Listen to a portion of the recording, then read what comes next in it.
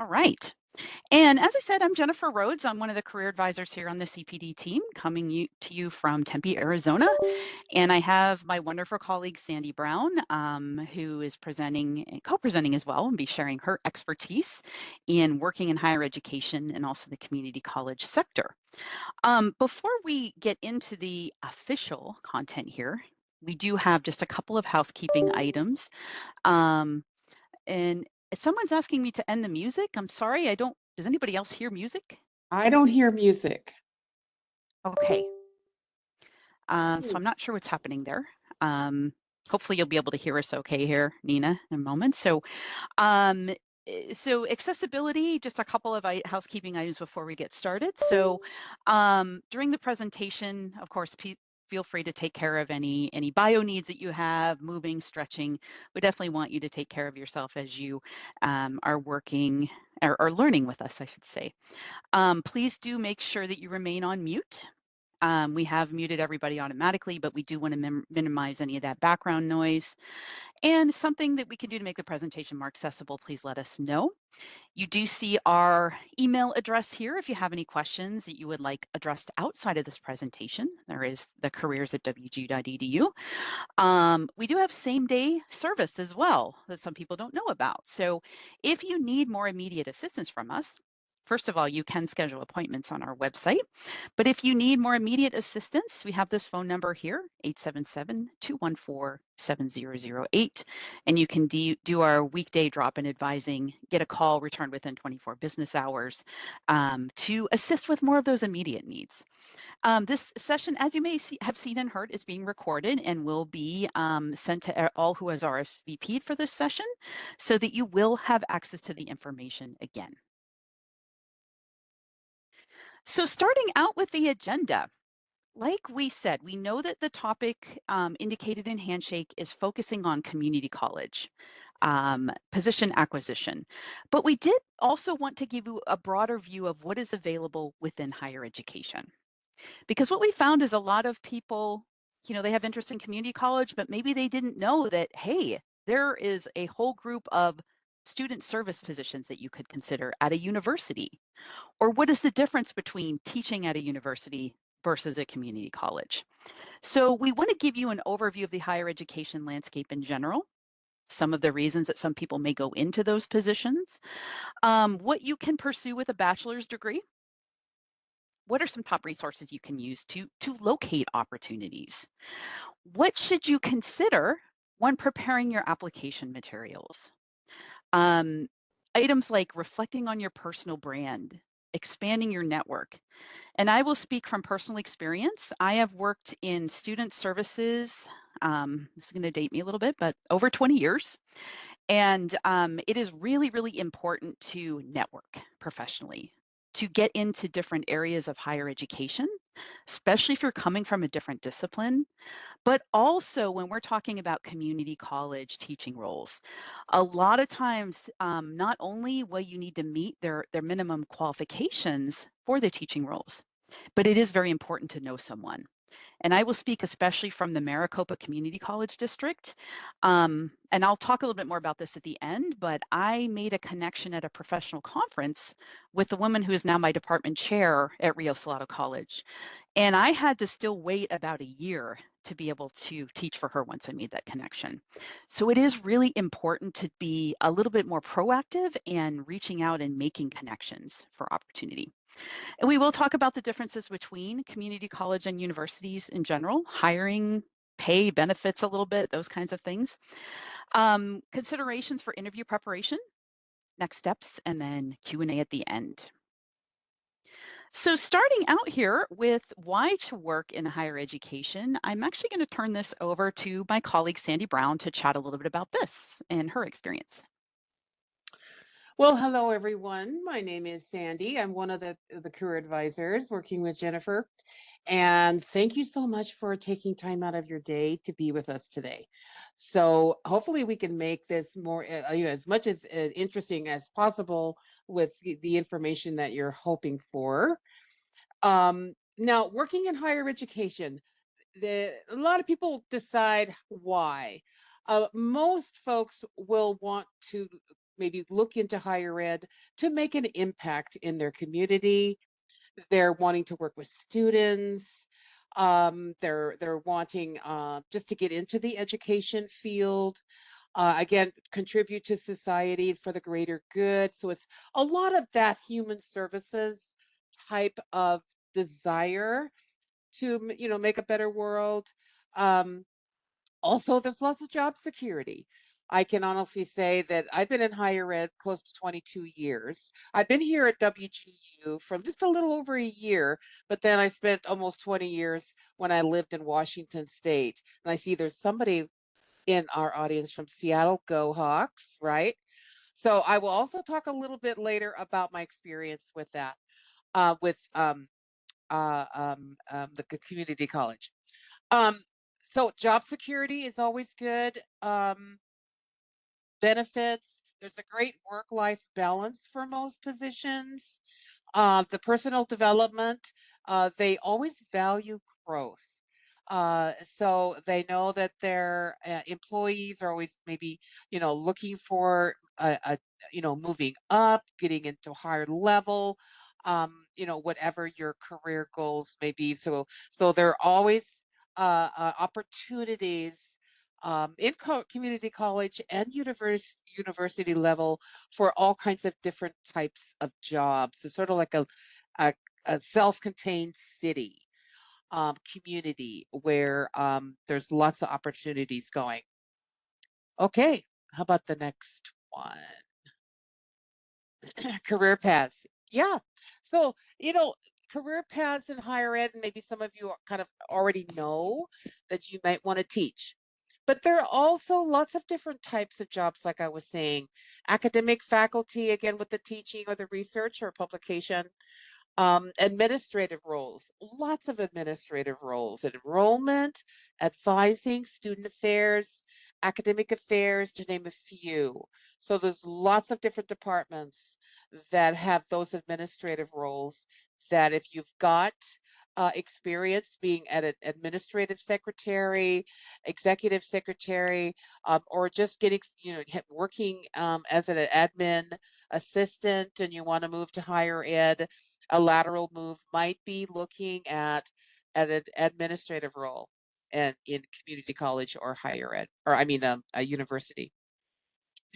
Support services like us, career services, where it's supporting students, financial aid, diversity and inclusion. So a lot of folks want to get into higher ed to work with students. And we're very much student facing. So very much where you are actively in front of students as opposed to behind the scenes in a program. And could be in leadership as well. You could be a dean or a provost or president or any or assistant executive to the president. So there's a lot of leadership roles in higher education that people will strive for. Okay.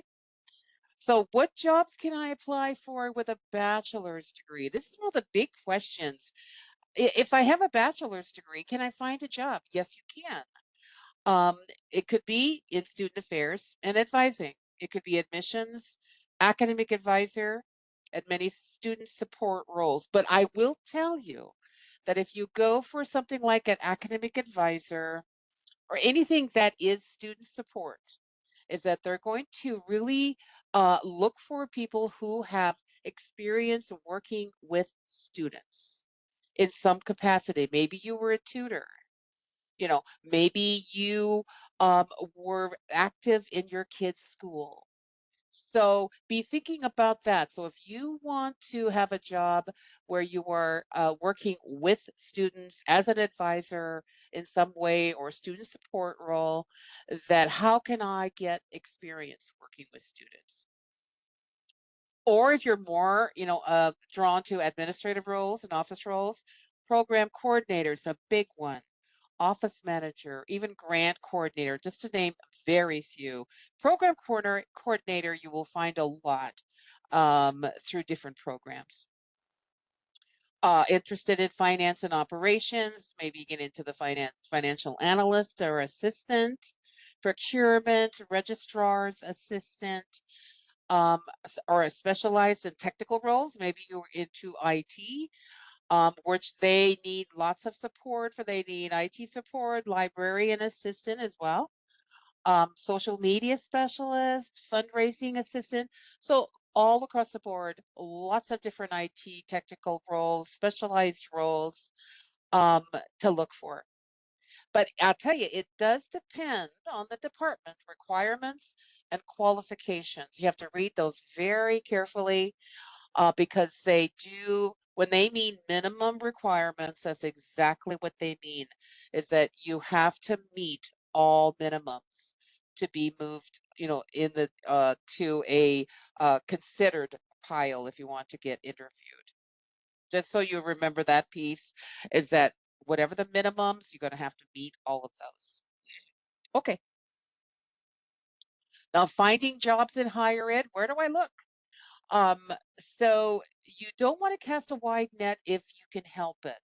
Refine your search to target roles, kind of just what I was talking about. Set up your search alerts. You can with multiple keywords. Review multiple roles that appeal to you. Special considerations. Think about what type of institution it is. Investigate the benefits, the culture, which is a big deal for community college. With their mission statement, always read the mission statement to the university or community college and the size of the institution. So all of these things that would matter and you would value to a research prior to applying for positions. Now, I'll put in the chat the job sites. Take a look. If you want to look at different roles, higher ed jobs is one of my favorites. It's many institutions, community college, universities, all across the country will post their jobs on higheredjobs.com. Also, the Chronicle of Higher Ed as well. And there's the communitycollegejobs.com, and I'll put those in the chat for you. Okay. Thank you, Sandy.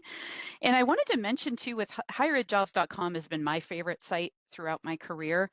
And believe it or not, they even have international jobs on there. So I Yeah. was looking at there's interesting schools that are American universities overseas. So I was targeting there's a school in Budapest, Hungary, and I actually got an interview with them at one point through higheredjobs.com. So Wow. you can, yeah, they do have international presence. And if you look at the American schools over there, sometimes it's a little bit easier. Um, Unfortunately, in my case, they wanted me to already have a visa. And so sometimes you get stuck in that chicken and the egg situation where, well, you can't sometimes get a visa till you have a job offer. But just know if anybody's interested in international, you can explore that through that site. And the other thing I like about higheredjobs.com is they have a remote option. So if you are looking for strictly remote roles, you can select that in your search criteria. Great. Right. So, oh, Sandy, I think you're addressing this one too, or is this? Oh, that's you. Oh, sorry, Yeah. sorry, we're tag teaming it here. We're So, okay.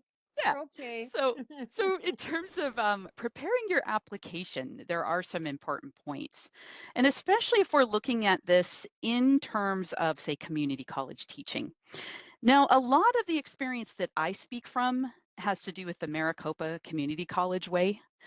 Some of this could very well be directly applicable to other states, but Maricopa is particularly strict on when you are writing out your resume. They will put right in the job description, they will say your resume and cover letter must directly address each of the qualifications. You also must list, I think they have like month, year to month, year for each position. They are very strict on this. If you don't follow their precise directions in terms of format, unfortunately, they do eliminate folks because those positions are very competitive. You do want to focus on outcomes and achievements whenever possible. So a lot of times, if you have data that are related to your work that you've done, And if we're talking about community college teaching again, especially if you have experience with adult learners, or if maybe you were in a training and development capacity for corporate, if you can talk about things like number of people trained, what were the topics you covered? What was the technology that you might have utilized when you were training them? Were you able to increase scores or proficiencies in certain areas by a certain percentage?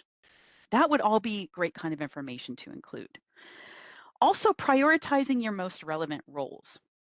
So when we're looking at especially transitioning over to community college teaching, when we're looking at transferable skills, it would be everything from, direct training and development. Project management could be part of that as well. Developing some kind of a business plan that you would also have to implement, because with a lot of the community college teaching, you are putting together a teaching plan in implementing that, if you will. Trying to think of some other skills that you really would want to emphasize from other experience. It is definitely, again, that training and development.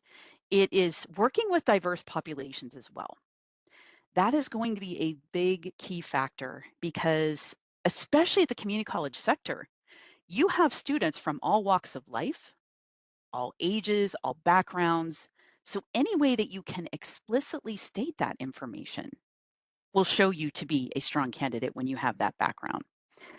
It is also beneficial, and again, this is especially for Maricopa. I was coached on this when I was applying to those positions, is you do want to have a separate category for courses that you have taught in the past.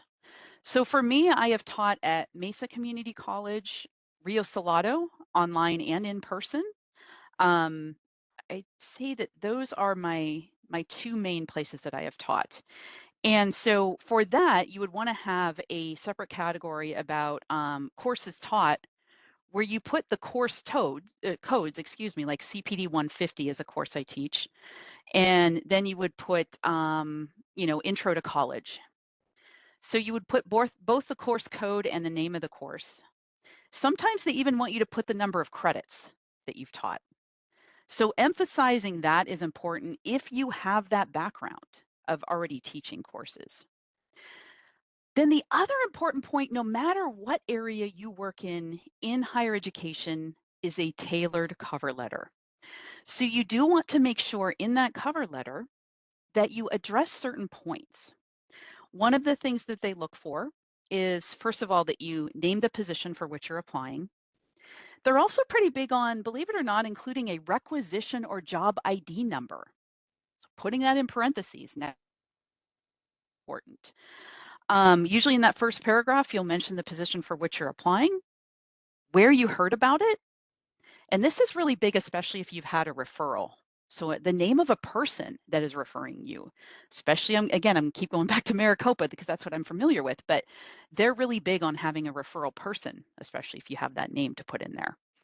Then the middle 1 to 2 paragraphs is where you really want to dissect that job description and tell your story about how you meet each and every one of the qualifications that's listed.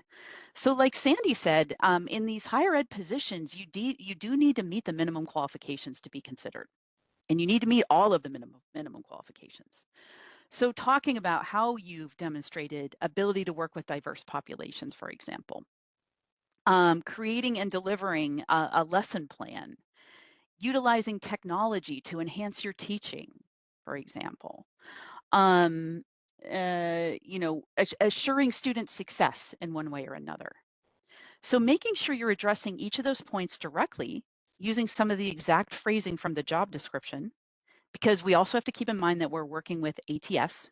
So those applicant tracking systems are going to be looking for very specific keywords, but also evidence of each of the skills that you say that you possess. The other big areas for a cover letter in higher education would be, are you addressing the institution's mission and or the department's mission and vision? Typically, that would come toward the end of the cover letter, and you would want to talk about how you're able to support those important elements. And be very careful if you're applying for multiple higher ed institutions that you change the name. of what you're applying for in that cover letter, as well as the mission and vision. I have been on hiring committees where, unfortunately, it's evident that people are applying to various institutions and they forget to change the name in there. So be very cognizant of that while you're telling your story in that cover letter. Then talking about CV or resume, this gets tricky because the nursing field, first of all, if you're a nursing educator, especially, a lot of times they're going to call your document a CV. In most other cases, really what you're working with is a resume, unless you have a PhD or a doctoral degree. It might be an EDD that you're working with, and that's a doctorate of education. In those cases, it would be a CV that you're typically presenting when you're wanting to apply for teaching positions. And like I said, unless it's a nursing educator role, all those others are typically going to be resumes. So the CV, when you're writing that out, that is used to apply for those academic positions, or like I said, if you have a doctoral level degree. Sometimes there's even a hybrid. So for more of those student services roles, for example, I have some friends that have a doctorate in education or the EDD. Theirs is more of a hybrid where they will list direct student service experience, but then they will also have on their resume, or excuse me, their hybrid document, more publications, contributed works, conferences that they've attended. So sometimes it's not always 100% clear, and you can always reach out if you need some assistance with that. But the true CV, usually again at the doctoral level, does not have a page limit. There are certain criteria that are on that CV. It'd be everything from publications that you've contributed to, presentations you've given, conferences, in-depth information on certifications, degrees that you've completed, your dissertation information, all of that. And the CV emphasizes involvement in academic accomplishments primarily. Whereas for the resume, this will typically emphasize skills and experience targeted to a specific position. So if you're in student services, for example, putting emphasis on program coordination. If you were applying for a career advisor position, putting any emphasis on assisting students in some way, if you will. And the resume is used to apply for most positions. For those community college teaching, it's traditionally going to be a resume still, unless, like we said, you're a nursing educator or you have a doctoral degree and you're framing that experience. And then, so some general higher education application tips in terms of the whole application process. Now, you may have heard that government entities take a long time to hire. And a lot of the institutions in higher education, quite honestly, can be very similar to that process. Basically, it can take longer once they post a position, it can take them longer to start interviewing. A lot of times there's a panel that will be interviewing you in higher education. And it is not uncommon to have an interview that, first of all, is several hours long and there's multiple rounds. So you do want to be prepared for that. Some student service positions that are higher level, say like assistant director, director, could be an 8 to 5 interview, day long. So it is important to be prepared. You can always ask for details to make sure you have a full scope of that. But just know that the process for interviewing can be a bit different in higher education. And it can take longer, again, to have a job be posted, have them start to interview, and even for them to get back to you. I know a lot of times folks are saying, hey, we don't ever hear back from employers in general, which I know can be frustrating. But for higher education, it can take longer because they're working with budgetary constraints a lot of times in their departments. They're working with multiple panelists. And a lot of times they like to bring students in. When they interview you, even if it's for a community college teaching position, they may have time for you to meet students and they want to get student feedback as well. So all of your application materials, your CV, resume, cover letter, making sure, of course, you check for errors. You can always send in your materials to us We do our resume, CV, cover letter email reviews typically by email. We do ask you to go through an online tutorial first that goes over the basics of applicant tracking systems. There are sample documents you can view by discipline. And then we have you download a self-review, send us your documents in Microsoft Word format so that we can leave appropriate feedback on the designated areas of your documents. And we usually can turn around those materials once we receive them within 2 to 3 business days. So you have those ready to go. And like we were saying, it's very well possible that you will have a panel interview, especially for a community college teaching position. They usually bring in people from different departments because they want to get diverse input from the members of that community college. It is also essential to connect your experience with the mission of the institution or department. So if that institution or that department prides itself on a diverse population, which most of them do, or I'm thinking I worked for Arizona State University. They had one of the largest Latino populations. I also worked for Northern Arizona University. They have a very large Native American population. I worked for Yavapai Community College for a while. They place an emphasis on first generation students as well as their Native American population. So knowing who are their students, what is important to them in terms of the mission and vision, and how you're going to talk about and connect all those dots.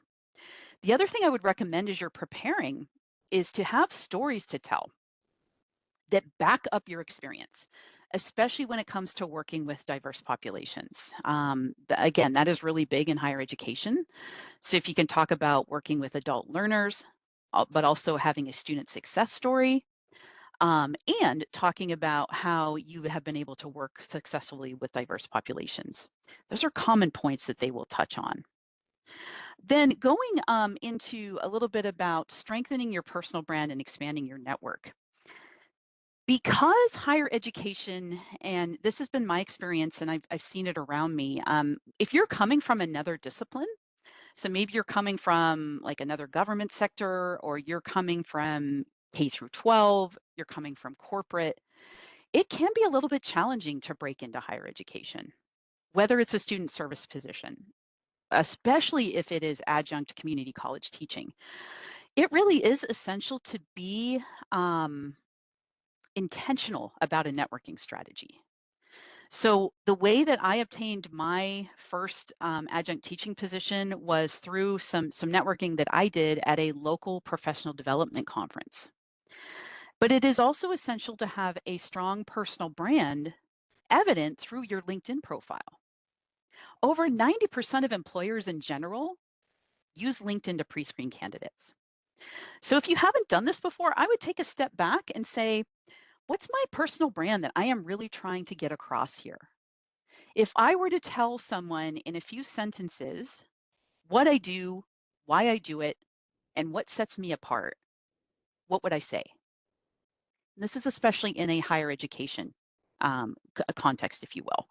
We have a very helpful LinkedIn user guide on our site that walks you through the steps on updating your profile and a little bit, behind the scenes of why we have you put that on there.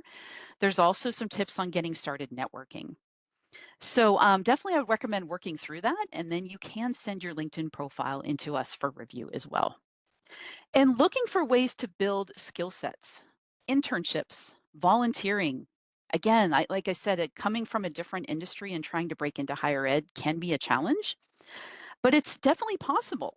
When I worked at Arizona State, my supervisor, the way she got her start, believe it or not, her background was in psychiatric nursing. She had a coaching certification from the International Coaching Federation. And she decided, she was a little bit later in her career, and she decided, I want to break into career services. So what she did is she applied for a volunteer position with our department. And within a year, she was a leader in that department. So some people will either do like official internships, or because a lot of higher ed institutions are considered nonprofit, it can be challenging because a lot of times those aren't paid. And so some departments have difficulty setting up internships, but you might be able to volunteer a few hours a week to break in. Look for leadership roles, especially within professional associations. So if you haven't researched professional associations within higher education, I would definitely recommend doing some of those searches. So looking for things like there's American College Personnel Association. That's a big overall like student service organization that you can look at. Or I think there's the American Association of Community College Teaching. It's another one you can look into.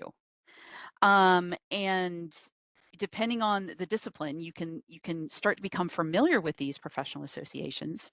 If you join these as a student, by the way, the annual fees tend to be greatly reduced compared to once you graduate. So it can be really great to look into these organizations. Another one for my Arizona folks, the one that I stumbled upon by accident. These are for anyone can join this, but it's definitely focused on developing women professionals.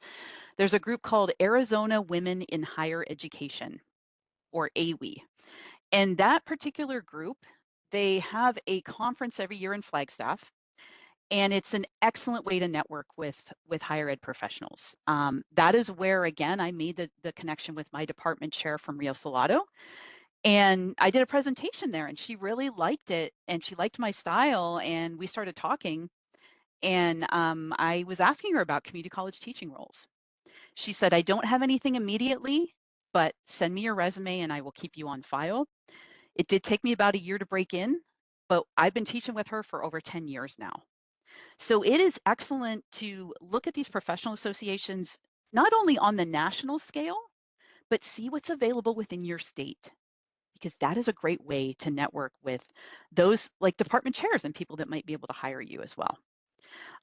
So then tapping into formal and informal networks. The WGU alumni group that you can join through LinkedIn is excellent way to connect with those that are associated with WGU that might work, in community college teaching roles, higher ed roles in general. We have another platform called Ask a Grad, and this is a question platform monitored through WGU. You can put a question out there to see who else might be teaching for community colleges. And you might keep it kind of broad and say, hey, I'm looking for tips or advice on how to break into that. Does anyone have anything that they'd be willing to share? And you are supposed to get some kind of a response through Ask a Grad, I believe, within 2 to 3 business days. So that can be really helpful. And then informational interviewing. This is also an essential way to get your name out there while learning what it takes to get into different positions. So I did this with ASU. I started working with them in about 2011. When I wanted to work at different departments, I found people in those departments, and I sat down with a college dean and, was able to get some tips from them about how they broke into their career. What were the greatest strengths and challenges of what they did? Did they have any unique certifications?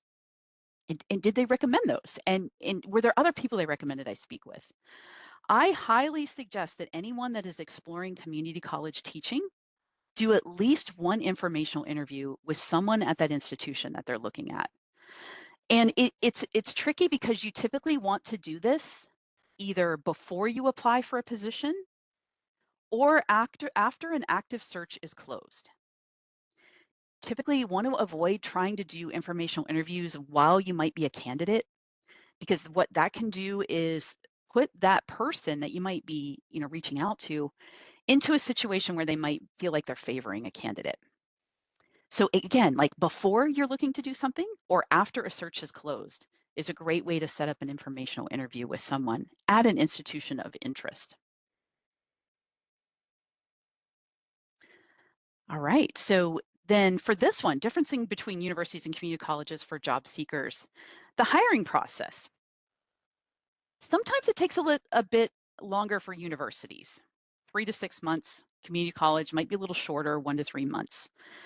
The other interesting thing, and this is something I never knew until I started teaching at community colleges, getting a little bit more background, um, community colleges tend to pay more.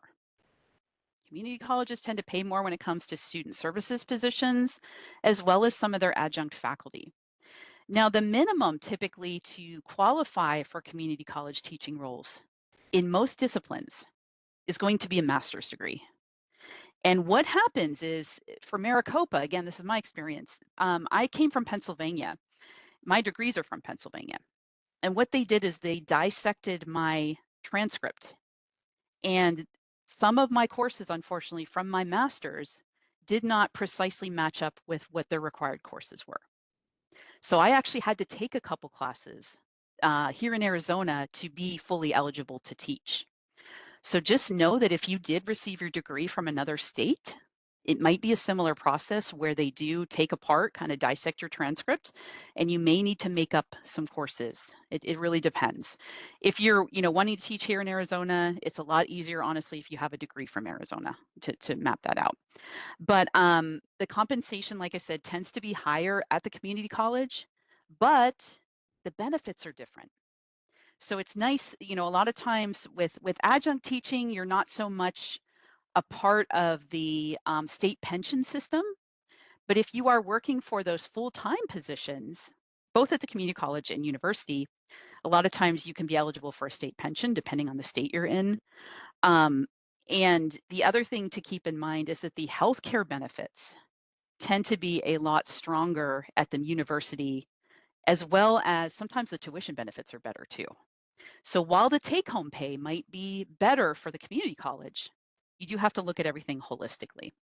So, and again, it does depend on the institution. It depends on the state. You do want to read the job description carefully about the ranges that they might be paying you as well.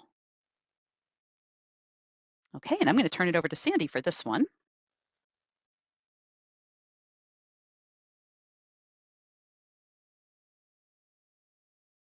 There we go. I had to unmute myself. Um, yeah, yeah. Um, Campus culture and differences between a university and community college. They're very, very, very different if you haven't explored that. Just a little bit of background for me.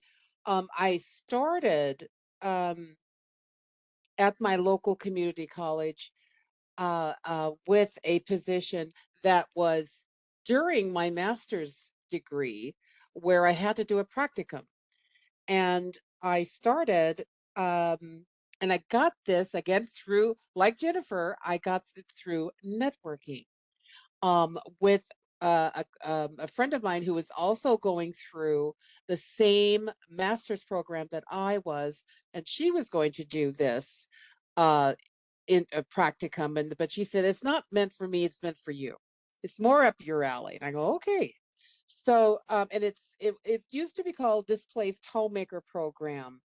It's called God, I forget what it's called now, if it's still in existence. This was way back, about 2005.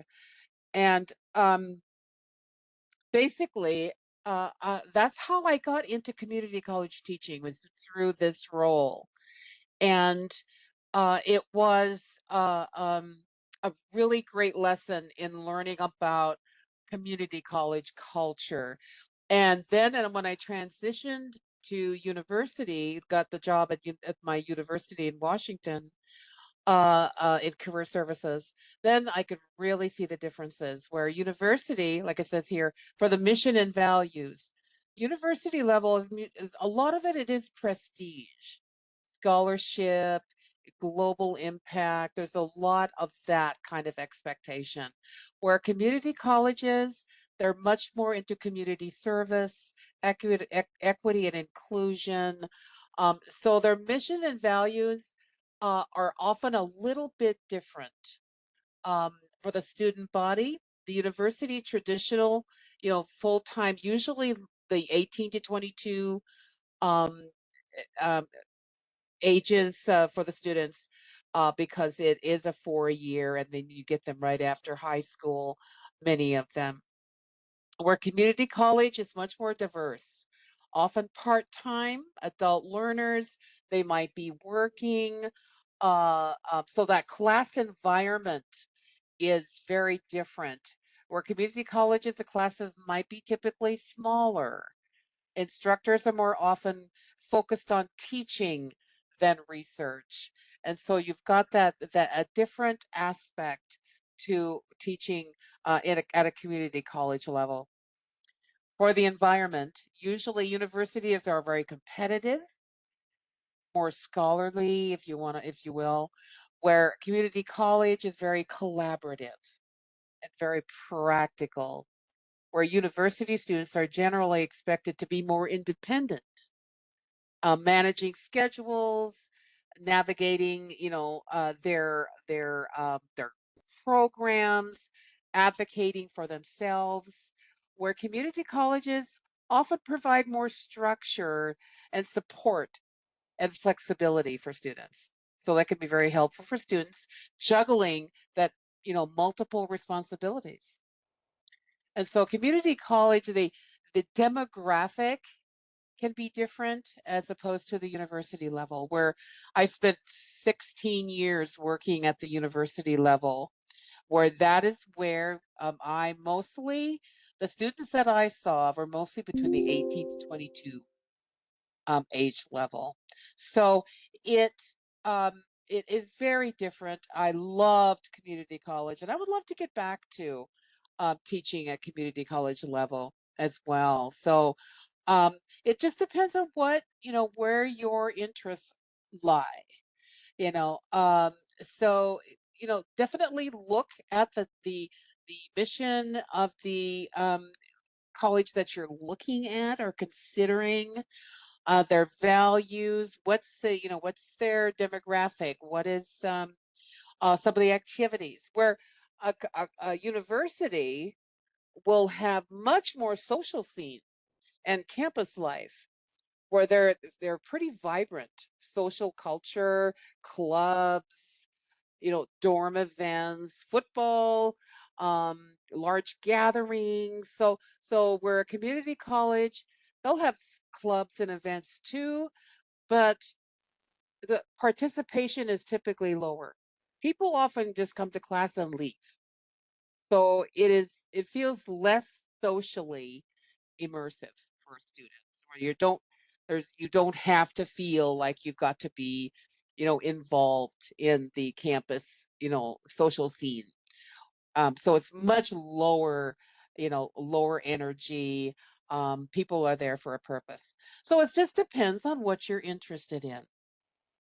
So that just gives you a little bit of maybe the campus culture differences, and then you can do some exploring, and do some reflection to see which one most appeals to you.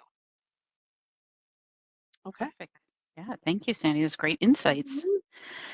And then in terms of interview preparation, and this is, I'm going to specifically gear this toward community college teaching. So it is important to have a teaching or leadership philosophy prepared to talk about. It's very common they're going to ask you to do a teaching demonstration that also directly connects to your teaching philosophy. So if you talk about how you believe that every student should have access to, resources no matter where they are, and that you are comfortable in incorporating technology, that should be evident in your teaching demonstration. You also want to talk about any contributions to, depending on the role, I should say here, research, advising, or student success. That is where it'd probably be more student service-based positions, but advising could overlap with teaching too. So if you do have any experience directing others or helping to develop others, again, even if it's in a corporate setting, that would be something good to bring up. And as I said earlier, diversity, equity, and inclusion, direct evidence of how you've demonstrated this is extremely important. So how have you served diverse populations? Everything from, those with economic insecurity, those who have been justice impacted, individuals from different age groups, ethnicities, etc. Definitely important to have a couple of very specific examples of how you've been effectively able to work with these groups or individuals. And like I said, experience with technology, technological platforms. So any student service databases that you might have utilized, any technology that you can show in your presentations. If you do like any kind of polls or try to get people involved, that's honestly when I've done teaching demonstrations for community college positions, I always make it interactive because usually I'm supposed to be serving as the instructor, and then the panel members are supposed to be the students. So I make sure I have some kind of activity to really make it interactive. And that has served me well in those interviews. Again, creating and deliver to teaching demonstration is essential. Make sure you be very careful to adhere to all of the guidelines. If they say you have 10 minutes, make sure you stay within those 10 minutes. I've made, to be honest, I've made that mistake before where I've gone over. And you're being evaluated. That's their first chance for them to really see not only how do you create and develop a lesson plan, but are you able to stay on time? Are you able to present to the populations to which you are serving? Is it interactive? Is it engaging? And then preparing thoughtful questions about department goals. So at the end of the interview, when they typically say, do you have any questions for us?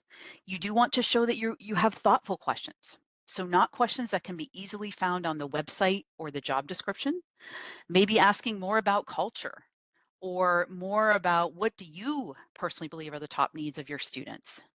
These can show thoughtful questions, and then you can incorporate some of that content into the thank you email that you send later. So with that teaching demonstration, again, making sure you really understand what they're asking of you. If there is any ambiguity, don't be afraid to ask for clarification because you want as many details as you can going into that. Like I was saying earlier, consider use of technology. If you do say that you are comfortable with different kinds of technology when presenting, making sure that you are showcasing that in your teaching demonstration. And once again, that ability to work with diverse learners. There's a lot more emphasis now on instructional design and having folks in higher education have more of that background and having presentations that are accessible to those with different learning needs and learning challenges, including folks that might be visually impaired. Are you looking to see that your content, especially depending on the population you'll be serving at that university, or excuse me, that community college? I know that I have a friend that works over at Chandler Gilbert, which is part of the Maricopa district, and they are really actively making sure that all of their PowerPoint presentations are accessible to those that might have, again, visual impairment, different kinds of challenges. And so we're slowly working up to that. So the more that you have that competence and the more you can show that, you may even have a competitive advantage over folks that might not demonstrate that. So in summary, next steps is identifying your target roles, making sure you research institutions. Like Sandy and I have both alluded to, higheredjobs.com is an excellent site to find opportunities. But you can also look at your local community college system, communitycollegejobs.com, those ones that Sandy put in the chat, Chronicle of Higher Ed, these are all excellent, but not strictly relying on job boards. Going to local conferences related to higher education, joining national groups. This is the way you get to know folks. Doing those informational interviews, getting perspective, getting your name out there is really important. Preparing your application materials, being very cautious that you adhere to their guidelines, and being aware that some positions might not be posted for very long. I like to use WGU as an example. When I applied for a program mentor role and the career advisor roles, they were only up for possibly 2 to 3 days sometimes, because once they get a big enough applicant pool, they might pull that position down and evaluate those applications. So have them ready to go ahead of time as much as possible. Have them evaluated by us if you need to. Enhancing that LinkedIn profile, using that LinkedIn user guide, reflecting on your personal brand. If you want teaching to be part of your background, make sure you talk about in that about me section, your teaching philosophy and, experience working with diverse populations. Expanding your network, maybe have a goal for yourself that every week I'm going to add at least 2 new people in higher education if you want to transition over to that. And then practice interviews. That's another service we offer through our team, is to do a mock interview. So while we might not be able to officially fully evaluate a teaching demonstration, you could perhaps still practice that with us. And we could just give you our initial comments in addition to some common questions within, say, community college teaching. So before we get to questions, we just have a few minutes here, and I wanted to kind of have Sandy and I both just give you a quick summary of our experiences. I think we've touched on some of these points. So I'll just go quickly and then I'll turn it over to Sandy. But I have been working in higher education since 2002. I started out in Pennsylvania at a small liberal arts school, and I was an admissions counselor. So if you're looking to get into higher education in general and you just love serving students and you don't necessarily, maybe, want to end up or pursuing community college teaching strictly, you could start in what we call a feeder role. And those are positions like admissions, sometimes academic advising, student success coach, financial aid advisor. Those are common areas that are a little bit easier to get into. So I started in admissions and then I moved out to Arizona from Pennsylvania in 2004. I've worked for Northern Arizona University as a career advisor, academic advisor, admissions counselor. Then I worked for Yavapai College in Prescott, which is a community college. That's where I got my first taste there. And I started to teach classes. I taught a student success class there in person, really loved it. And I started teaching career development classes there too. And that's where I learned that I really loved working with community college students and the diversity of it and all of the resiliency that they had to demonstrate. I moved back down to Phoenix in 2011, started at Arizona State University, and started teaching adjunct for the Maricopa Community Colleges in 2014. I still teach for Rio Salado online. I used to teach a couple of in-person and hybrid before COVID. I've taught for the ACE program, if you've ever heard of that wonderful program, which I alluded to earlier, helping students it's a scholarship program and they have to apply, but it helps them to get their GED and then also then work on their degree or certificate. And those students are some of the most highly motivated that I have ever seen, and they inspire me all the time. So if you, ACE is a national program, so you might want to look and see if there are any opportunities like that in your area. Now, I will stress that for the types of classes I teach, for Rio Salado, I also had to have a counseling credential. So I had to have a master's in counseling specifically to be able to teach for that discipline because there are a lot of courses on mindset, study skills. I also teach the career development classes, and I've taught for Mesa Community College before, similar classes there as well. So that's just a bit about my background, and I can't stress it enough how important it is to network, like I said, because even after I did make a connection at Rio, it took a year before she had some openings and I was able to be on that list of people to teach for her. So I will turn it over to Sandy if you want to provide a summary. Okay, sure. I'll make this quick because we've only got a few. Um, Yeah. now I came in, a little bit differently. I came in through to higher ed through my master's program, like I was saying before, and needed a practicum. Again, my new friend in my master's program said, you're more, suited for this practicum than me. And then I began teaching in this program. And it was basically working with women who had some life changes and that maybe wanted to go to school, get out there and get a job. So that's what the program was all about, helping mostly displaced homemakers find a new role in life. And so I did that for about 16 years. After I did that for maybe for about a year after I finished my master's program, then I got my full-time job at Western Washington University in Bellingham in Washington. And I got that through networking as well, through the same friend who also graduated in the same master's program as I, but then got a job at Western. We're in career services, and recommended me for an open position, for a temporary position. So think about that too. So I took the temporary position and didn't know, if it was going to change, if I'm going to convert to permanent. So I took that one. And then 5 months later, I applied for the permanent position, had to go through all the application just like everyone else, got that job and was there for about 16 years as well. I did two jobs. I taught in my community college and had my full-time career services job. Then I began to teach career prep through our career services. and then became adjunct through our College of Business at Western, and taught the career prep for the College of Business, became the adjunct, an official adjunct, is what they call it, um, for a few years before I moved out of state. And then I came here to wonderful WGU for the past year, and that's, yeah, I'm all up to date now. So that that's a quick order of my history. Yes, thank you, Sandy. And Sandy's bulk of her experience is in Washington State. So you may even consider reaching out to us, perhaps, to have a little conversation if you're in one of those states or want to learn more about that.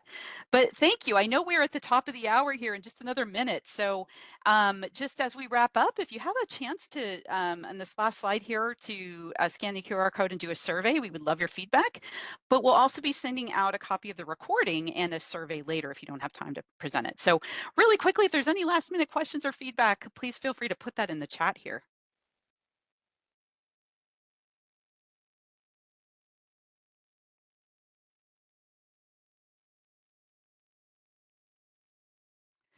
Okay, so that's a good question, Ben. And honestly, it's tricky because every state and every institution can be different. So what I would recommend is to check up on your institution site, like whatever community colleges you might be looking at, because sometimes, so you're teaching, master's degree is teaching English at the second level, and I have a BFA in creative writing, creating my sometimes you may be qualified. It really depends on the community college in the state. So I would see what you can look up for similar jobs in your community college district in whatever state you're in.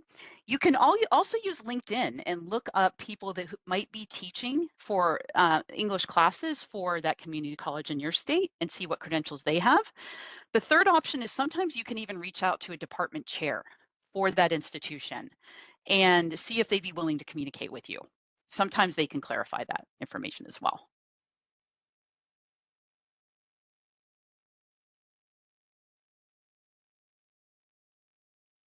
Yeah, absolutely. And I know I wish I could give you a straight answer, but every state is different. And like I said, I was surprised when they had to take my master's degree from Pennsylvania and dissect it and say, oh, I had to take a statistics class to teach career development and preparing for college courses.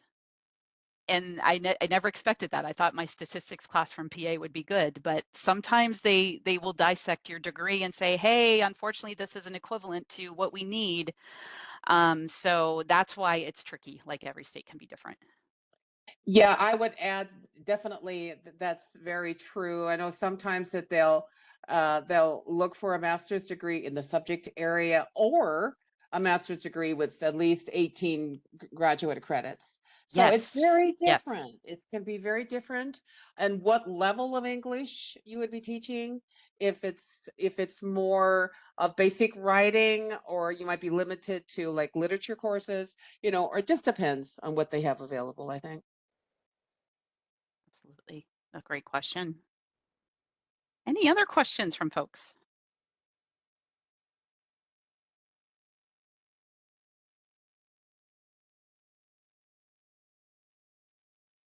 All right. Well, just also know Mm. LinkedIn is your friend. Feel free to use that LinkedIn alumni tool. You just essentially look up the name of Western Governors University, select the alumni tab, and you can see who else that might be WGU affiliated may teach for community colleges, especially in your state. Maybe set up some informational interviewing, or you can just directly look up someone who has adjunct faculty, whatever subject you're looking for in your particular state for community colleges, and maybe set up an informational interview that way. But you can learn so much that way. And again, it's a lot of it is about getting your name out there too for folks.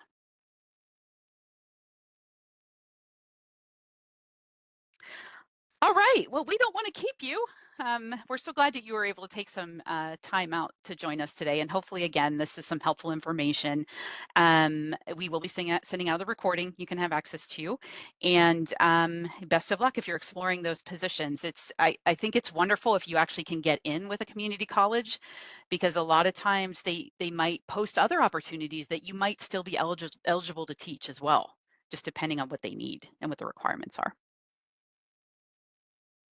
All right. So thank you, everyone. Have a great rest of your day. Bye, everyone. Thanks for coming.